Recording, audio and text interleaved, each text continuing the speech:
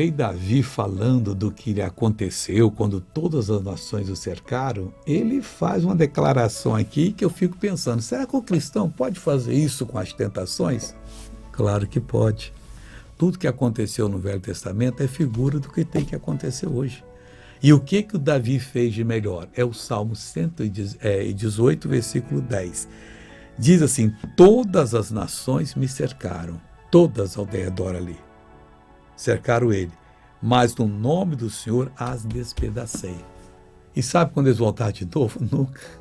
Tornaram-se tributários, não vão pagar imposto a esse filho de Jessé, que esse homem é poderoso.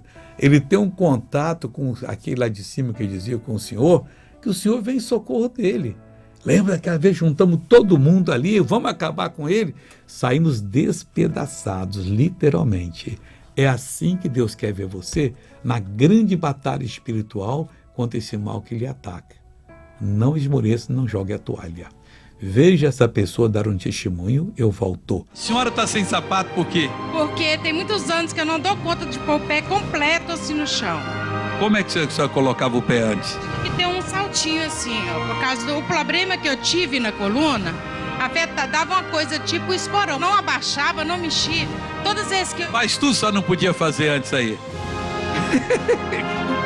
E agora? Pode mexer com a perna e tudo? Posso dar glória a Deus? Como é que a senhora andava antes? Aí eu andava assim, ó, se eu pusesse, tirasse o calçado do pé, eu andava assim, eu não conseguia firmar no calcanhar. Agora põe o pé direito e anda normal. Aí, pessoal, não tem nada, virou uma menina. Voltei para orar. Pai, eu uno a minha fé com a fé dessa pessoa, com a fé, ó Deus, que Davi empregou contra os inimigos e determino, mal, sai desta vida, vai embora, em nome de Jesus. E você diz amém.